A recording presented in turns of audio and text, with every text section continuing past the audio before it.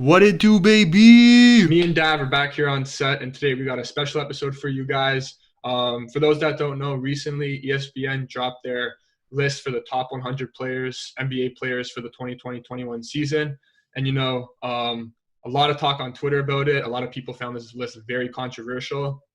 And there was some very big disrespect shown towards certain players. At least we Yep. thought too. So me and Dad decided to take matters into our own hands, Yes, create sir. our, create our own list, the Eurosteppers top 50 NBA players for this upcoming season. And just before we start, don't forget to like and subscribe.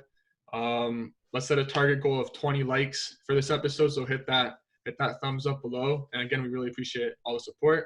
So without further ado, let's get into our list. Yes, sir. As Johnny said, we had to collab on this, and there was a little bit of discussion going back and forth about who we had at number one. But, in the end, I had to give a little bit of leeway, give him some rope. So our number one, which stacks up perfectly with ESPN top 50, would be LeBron James. What do you think about that decision? Yeah, no question. He's the best player in the NBA, still at 36. He's proven, just fresh off his fourth championship. Yep. I think Giannis, if it was your list, I think you might have Giannis number one. Probably. But yeah, I think LeBron could go either way. Giannis is on the come up, but yeah, I think LeBron, no question, he deserves that number one spot. Yeah, man. I think what LeBron was able to do this season, and he was on a podcast recently talking about how it was one of the toughest seasons. I wouldn't say maybe in terms of competition, but mentally being away from your family for that long amidst a pandemic and with all these this huge social movement going on. I'll agree with him that it was definitely one of the most mentally challenging titles to compete in. So through all that adversity, being able to come out on top and showing who's the king of the NBA, I got to put LeBron up there too. Yeah, and next, number two, we got your boy. Yes, sir. Giannis, we're still waiting for him to see if he's going to sign the Supermax or not. But in due time. And I kind of found it disrespectful too. On ESPN's top 100, they put Anthony Davis ahead of him. Man. So that was like, Anthony Davis is good, but he's like, no way he's the number two. I know. Player in the league. I mean, yeah, for me, like, I was like this close to putting Giannis above LeBron. So for ESPN to disrespect Giannis like that and put him at 3 after being one of only 3 players to win MVP and DPOY the same year, beating out Anthony Davis, and just being the most efficient player in the history of the NBA, having him at 3rd, that was outrageous to me. I couldn't believe that. But ESPN had a few mistakes in here. So we'll keep moving down the list to number 3. Who they had a number 2, we're going to knock him down one, Anthony Davis. Anthony Davis, obviously the sidekick to LeBron's Lakers, being fundamental in them winning the chip. Definitely proved that he is a generational talent this year, and also proved that he was worth all those assets and all those picks to go from NOLA to the Lakers. So yeah, I think I would agree that he deserves the number 3 spot on this list. 100%. I'm not as high on him, but considering his recent performance too, we'll give him that 3 spot. Next, we got Luka, the European prodigy, 21 years old. And just to see at 21 years old, I think personally, a lot of people are taking what he's doing right now at this age for granted. 100%. It's kind of the same thing goes for Trey Young as well, but for Luka, to lead this Dallas Mavericks team, I think, they lost to the Clippers in the first round, but what he's doing at this age, almost averaging a triple-double. Crazy, at man. the age of 21 is absolutely nuts, and, he's like the future face of the league. Man, 100%. I couldn't agree more. I think that ESPN got this one right. He's not better than the 3 players above him. But in due time, Luka will definitely make his name in this league, and it might even be this year. Who knows? It's going to be great to watch him team up with Porzingis this year. So I'm excited for that for sure. Moving on to number 5. For me, this was a no-brainer. I don't know how ESPN missed this. Of course, I'm going to put the Beard at number 5. We actually bumped him up 4 spots compared to ESPN, who had him at number 9. James Harden for me. I think, like what you said with Luka, people still take this guy for granted for sure. One of the greatest scorers we've ever seen, and we're watching him play right now. Averaging 34.5 points per game is no joke. And James Harden, although still yet to prove that he has what it takes to win a championship, is still one of the most elite talents in this league. So for me, he's number 5. Yeah, he's my personal GOAT. The greatest offensive player in NBA history, no question. Better than Kevin Durant as well. Man, But man, I just like love James Harden. Like words honestly cannot describe how much I love this guy.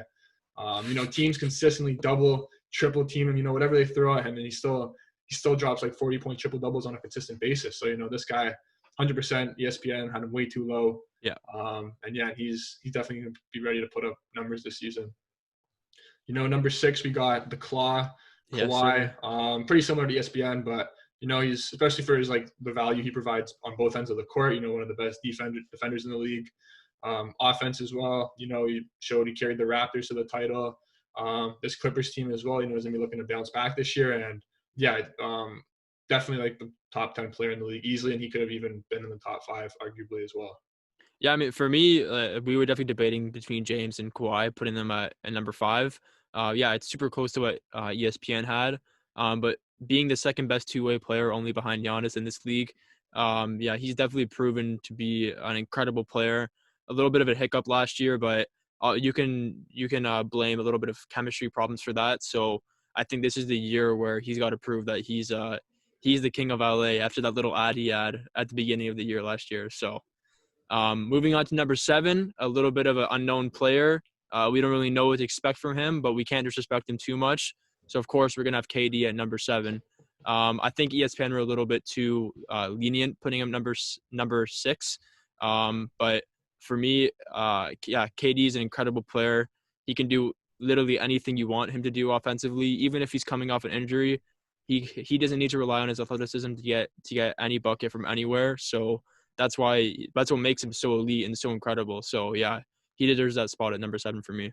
Yeah, and this is a guy too. If he didn't tear his Achilles, he could be in the top 3 easily. For sure. But yeah, they say there's been talks about in the summer. He's back. We're expecting big things from him, and yeah, kind of hopefully that kind of like bring back his like kind of GOAT status as a top 3 player in the league behind LeBron and Giannis as well. But yeah, no, KD, 100%. Only reason why he was low is because he was injured. Exactly. Next we got Steph Curry. We're matching ESPN there. A healthy Steph, is probably a top 5 player in the league. But for sure. Only reason with that is because of the injury, again, similar to KD. But yeah, it's too bad Klay Thompson's out because we would have been seeing the Splash Bros again this season. Man. But Curry, especially fantasy, for all the fantasy people out there, Curry expect him to put up big numbers on a nightly basis. And we're going to be able to witness the best shooter in NBA history back on the court. 100%. It doesn't feel right having him this low, but yeah, like you said, it just after such a terrible season of the Warriors and being injured with the hand, we don't really know what to expect from him. And it's not like we're putting scrubs above him. So, like all the players above him are incredible generational talents. So yeah, I think that number 8 justifies where Steph Curry is right now. Maybe you can hop up that list if he has a great season. I was actually watching his preseason game yesterday, and his shot's looking really nice. Doesn't look like he's taking any steps back, even off a broken hand. So I'm expecting big things from him for sure. Moving on to number 9, we bumped him up 1 spot. We have the Joker, Nikola Jokic. Nikola Jokic definitely proved a lot this season or this past season, especially in the bubble, being that focal point for the Denver Nuggets and ultimately taking out the Clippers and persuading his team and motivating them to come back from 3-1 twice against the Utah Jazz and the Clippers. Nikola Jokic, for me, is like a modern-day Dirk Nowitzki, even though Dirk is pretty modern as well. Nikola Jokic, he can do anything. It may not seem like it. He looks a little bit slow sometimes, but an incredible player, and you just wouldn't expect him to be as amazing as he is with the kind of build he has. But he's proved all of his haters wrong, all the doubters, so he's definitely top 10 and number 9 for us. Yeah, 100%. I agree with everything you said there. The best 5-man in the NBA. 100%. Kind of him and Joel Embiid kind of battled that out. But yeah, I'd say give it to Jokic. And yeah, just like one of the best passing big men, the game has ever seen. Next, rounding out the top 10, it's Dame time. We got Damian Lillard. And, I just want to point out that on ESPN's list, they had Damian Lillard 1 spot ahead of Steph Curry which is complete blasphemy, I total know, man. disrespect. And like Dame, he had an amazing bubble performance. He dropped like 60, I think like 3 like 50-point games, and that's when people started talking about, is Damian Lillard better than Steph Curry? But Yeah. for anyone that thinks that, like, come on, like Steph Curry, there's no way you can put Damian Lillard ahead of Steph Curry. As good as Dame still is, there's just no way. Yeah, man, I think that Damian Lillard has solidified himself as second or third because, we had a lot of talk about the guy we're going to mention later, but second or third best point guard in this league. Steph Curry has got that number one spot, no doubt. But there was a little period, I believe somewhere in January, mid-February, around there, where he was putting up 60 points per game 4 times in a row. I'm like, man, this guy's gonna make a run for the MVP. I was like, oh my God, he was looking amazing for a little stretch. He was shooting from the halfway point. People were calling him Logo Lillard for a bit.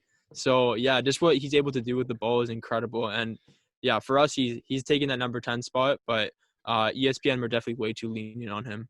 Yeah. Moving on, breaking out of the top 10 tier. The next player for us was massively disrespected by ESPN. I'm at a loss for words how they were able to put Russell Westbrook, the Brody, so low. We bumped him up 24 spots to put him in number 11, because Russell Westbrook is probably the most hated and underrated players in this league. What is he able to do? That mentality. There's very, very few players out there. Russell Westbrook averaged people were saying this is one of his worst seasons, but it was actually his most efficient season. And even though he might not have had a triple-double average the whole season, which is an easy task to do, by the way, he was still very close. I think around 28 points per game, 8 rebounds and 8 assists for a nice even number. And like not many players in this league have those kind of numbers. So to put him in the mid-30s is completely disrespectful. Yeah, and even in general, this younger generation, they don't know about OKC Westbrook. Bro, man. Back then, like the athleticism, just even like a top, I don't even know what to say, but like a top 5 point guard of all time, like 100%. They're just easily. Yeah, like completely disrespecting, for ESPN to have him 24 spots down, almost at number 40, like that's Crazy. just like crazy. And as Stephen A. Smith would say, like who was on crack at ESPN when they made this list, Man, like, Steven and Max, I don't know what the hell you're doing. You boys got to step it up though. Having Russell that low is crazy, just crazy. Lots of words. Yeah, people got to put some respect back on his name, and the fact that people said with Houston he was acting like a bum ass, but he still averaged 27 during the regular season. So like yeah, like just complete disrespect. But yeah. Honest. Next, we got Jimmy Butler, same as ESPN. We're not going to talk about him too much. Moving on, we got a number 13, Joel Embiid. We hopped him up 1 spot, second best big in this league. Moving down 1 more, we've got a number 14, Paul George. For me, Paul George, he had a little bit of an upset in the bubble, but we can't take away from the fact that he is probably the best 3-and-D prototypical winger in the league. And like what he's able to provide on both ends of the court is incredible. I think that there's way too much bubble bias on this guy. So, for them to put him as low as 20 is a little bit disrespectful to PG. So I'm praying that PG can come back and prove his haters wrong. What about you? And yeah, especially, for a guy with the amount of shoulder surgeries he's been through, he had that gruesome ankle injury or leg injury where his ankle snapped in half. Yeah. But yeah, for a guy who's been through so much, he's still, I think with OKC, when he was even going through his problems with his shoulder, he finished top 3 in MVP voted. So this is a guy, he said multiple times on like podcast shows and stuff that he's ready, he's going to come back and he's coming for heads this season. So yeah, I hope so. Yeah, no, we're definitely looking for him to bounce back for sure. 100%. And then last, number 15, we've got Kyrie Irving, Uncle Drew. Kyrie Irving is definitely an incredible player, probably the best handles, one of the most skillful players ever to exist in this sport. So for them to put him so low around 25, we had to hop him up number 10. He was definitely one of our jumpers. I think that ESPN got this one totally wrong. Kyrie for me is he's definitely a top 4 point guard in this league for sure. He's able to get a bucket anywhere he wants on the court. He can do basically anything you want him to do. I think the only problem he's got is a mentality. So hopefully KD keeps him in check. But yeah, for me, he's definitely number 15. Yeah, and before we move on, we just wanted to like highlight too. So if you guys can see, so we kind of like color coded our rankings. So if you see our list on the right, so like the bright green means that we kind of to show the jump. So light green or the bright green means that if that person, we jump them up any more than 10 spots, that's there, and as it gets lighter, for like, for example, if you look at like Jokic above, he's like a super light green, we only bumped him up one spot. And the same for red, the bright or dark red means that they went down more than 10 spots. And then the others indicate that the shift was very minimal. But moving on, so at number 16, we have Jayson Tatum. ESPN had him at 11. That's probably a bit too high for a young player. But yeah, still, 17, we matched ESPN spoke with Devin Booker. 18, Bradley Beal, one of the biggest all-star snubs this year. 100%. Number 19, Donovan Mitchell, and number 20, Jamal Murray. We put them back to back. I think we gave Donovan. Who did we give the edge to? No, yeah, we gave Donovan the edge, even though Jamal Murray and the Nuggets came back from 3-1 and beat them. But yeah, that was probably one of the most epic series battles between the two of them we've ever seen. Oh man, it was crazy. I still remember I was talking to shout out to Alex Root. I remember I was up in Muskoka and I was watching it on TV, and yeah, I was like, oh my God, these guys are going crazy. Like both putting up 50 in one game. It's something I've never seen before, and it was incredible to watch. Yeah. But yeah, moving on. At number 21, we've got Chris Paul. ESPN definitely went a little bit too high on him. They gave him a little bit too high of a stock. CP3 for me is an incredible player. He's getting older, so it's more of a vet version of CP3, not as athletic as he used to be. But yeah, what he's able to do for the Thunder was absolutely incredible. So he's still definitely top 25 for us. Yeah, and like one thing I found kind of funny and hypocritical was, before the season, ESPN, they gave the OKC like a 0.1% chance of making the playoffs. Said Chris Paul was washed up, and now they give him 15. So yeah, I think true, 21 man. kind of was like still a fair spot for him. Yeah. And next we got Ben Simmons, 22. Ben Simmons came off of an injury to his knee. That's why he didn't play in the bubble. But obviously, people relate him to like a baby LeBron. Obviously, if you can get a jump shot or like any kind of shot outside of the paint, that'd be pretty great. But he's still, what he's able to do even without those assets is incredible. So yeah, he's definitely a number 22 for us. I think that they definitely had him too high. Like you can't be top 20 if you don't have a jump shot or anything like that, and you're not dominant in what you do. So 100%. yeah, taking number 22 is pretty fair for him, we'd say. Next, we got Karl Anthony Towns, 23, same as ESPN. Number 24, Pascal Siakam, same as ESPN as well. And then Bam Adebayo, number 25. For me, this is the epitome of bubble bias. I think that ESPN focused way, way, way too much on what Bam Adebayo did in the bubble and not on what other players did throughout the whole season and even within the bubble.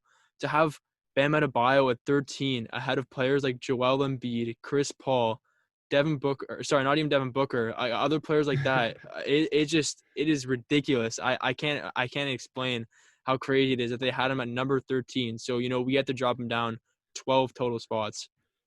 Yeah, and for a guy that averaged, he still showed his like playmaking abilities, but he only averaged 16 points a game. Exactly. I agree too. That's completely based off the bubble as well. And yeah, to have him like 13, like that's like that does too way too high, bro. Yeah, I know. No, I agree for sure. So next, the bottom half or the late 20s, we got Trey Young at 26.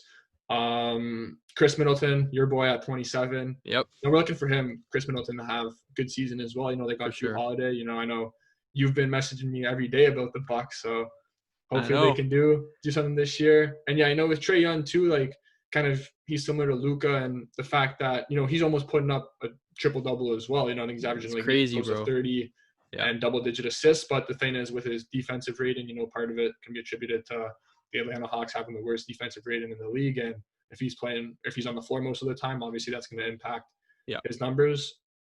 But yeah, they're looking exciting this year, so hopefully they can make the playoffs. 28, we have Rudy Gobert. 29, we have the NBA's most improved player of the year, and Brandon Ingram, who's kind of cemented himself. He made his first All-Star appearance this year.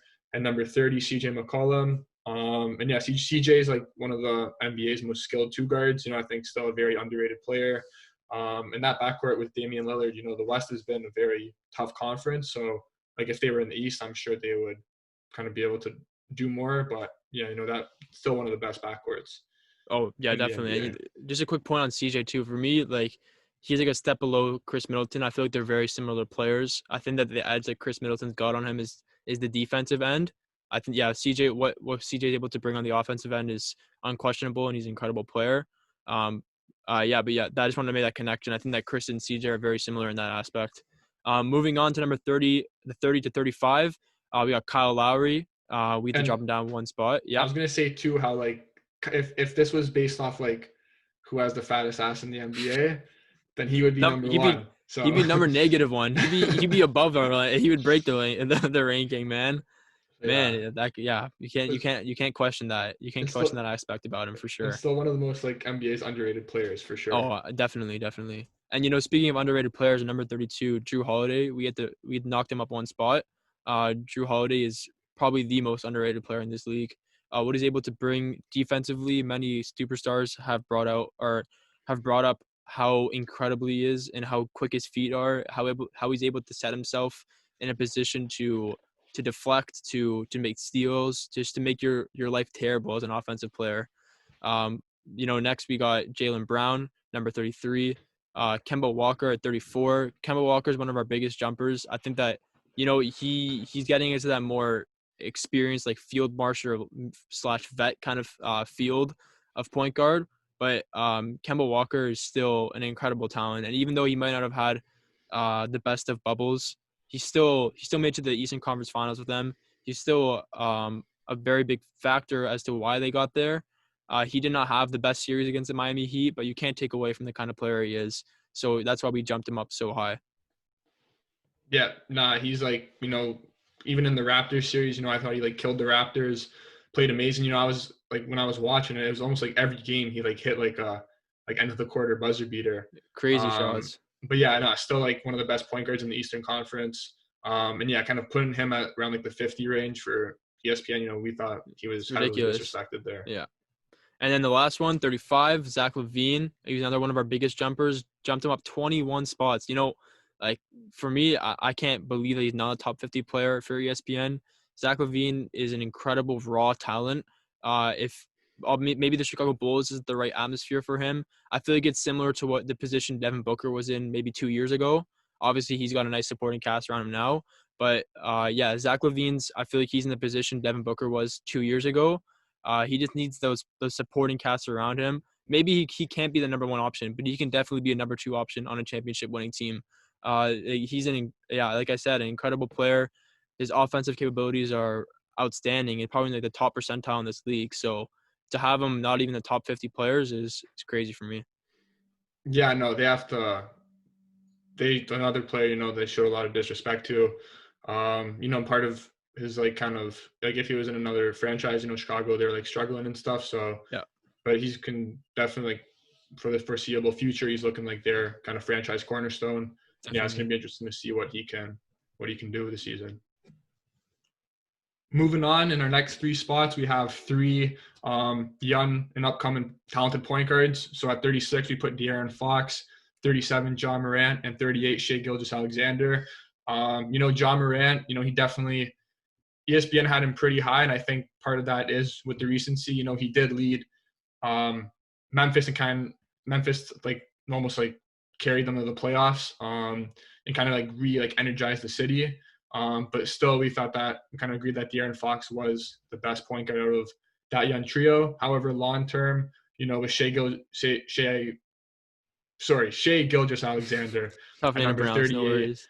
One of my favorite players in the NBA. He's a lot of people are calling him as one of the favorites to win the NBA's Most Improved Player award this season. I agree for sure. With Chris Paul out of OKC as well.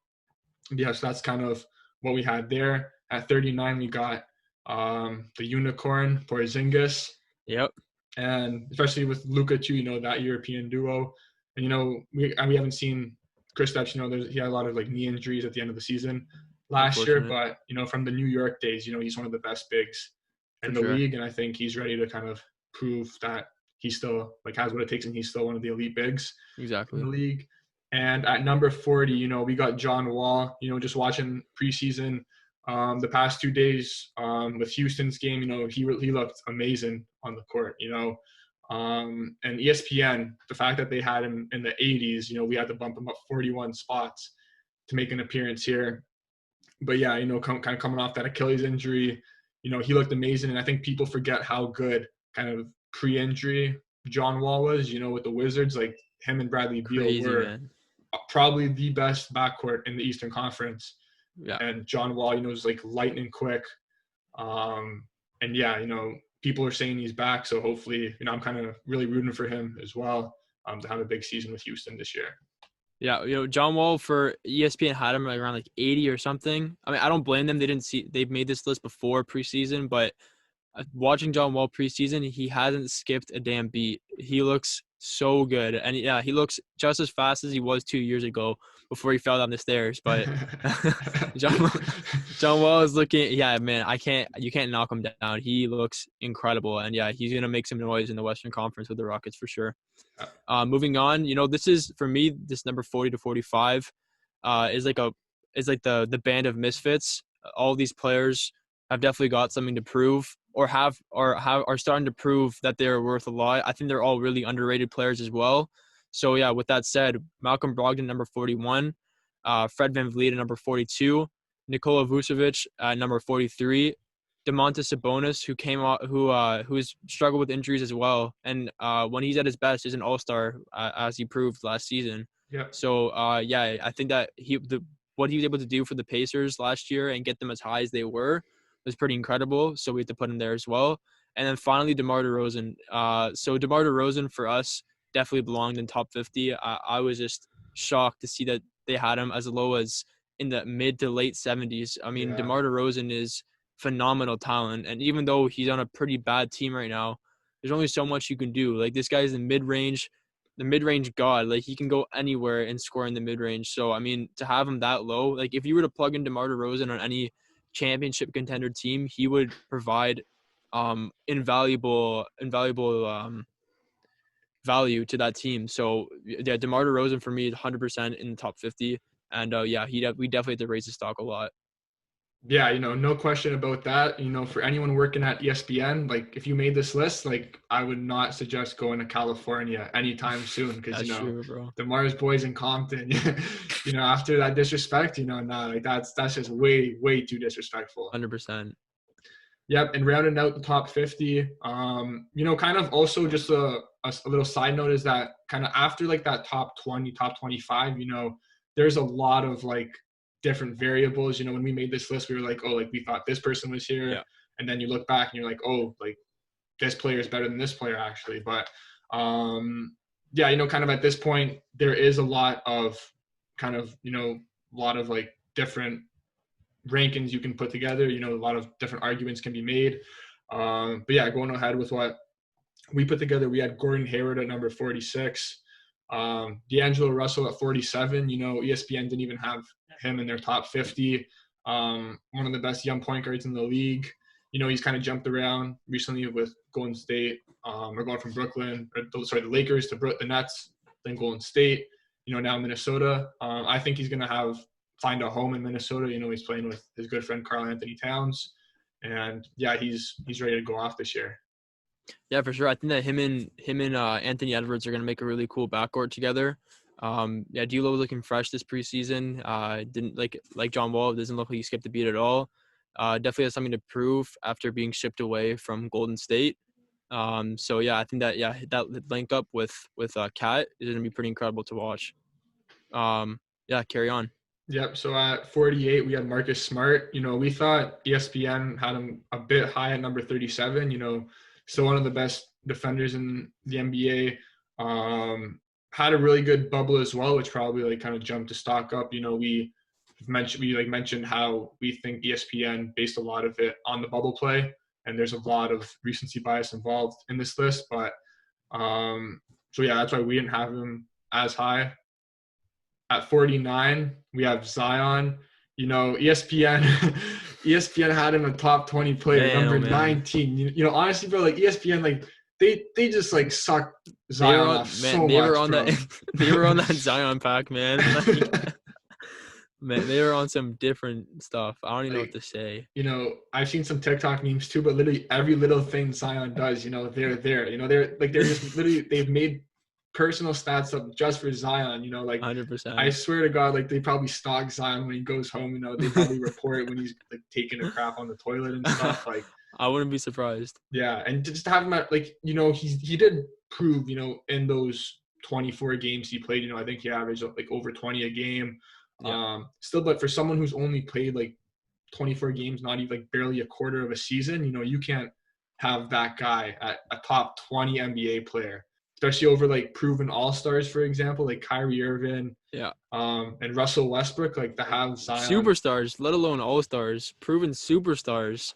Yeah. Like, man, even if you just take it from a stats perspective for me, like if you look at what Russell Westbrook did, 27 points per game, 8 rebounds, 8 assists, and Zion in just 24 games, all he did was get his behind in the paint and dunk and do layups. That's all he did, and just a little bit of defense as well. And you had him at number 19 already.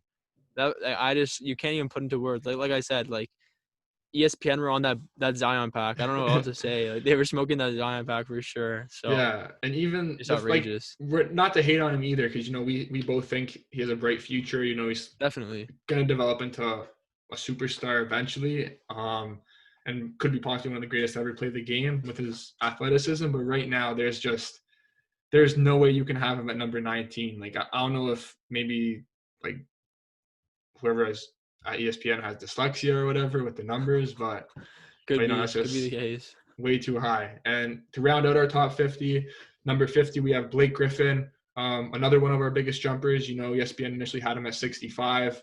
And personally, and we talked about it when we made this list, but I actually feel really bad for Blake Griffin because Yeah. when he was in with the Clippers with Lob City, he was one of the best, like a top 20 player in the NBA, an all-star.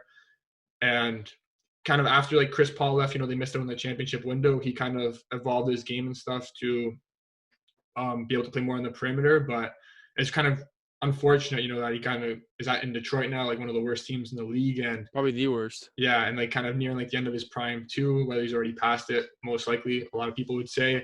Yeah, I kind of want to see him on a contender and kind of win a championship, but it is too bad. He's still, for a big man, a great passer. He's a very good ball handler, can still shoot the three. I don't know if he's as athletic as he was with the Clippers before, but yeah, he still has it. Yeah, definitely one of the most underrated power forwards in this league for sure. I mean, like you said, being on a team like the Pistons, of course you're gonna look terrible. There's only so much you can do. Like he's not that number one player, like that number one option. He more complements superstars. He complements players that are bucket getters, and I think that like when you saw in Lob City, like he complemented Chris Paul so well.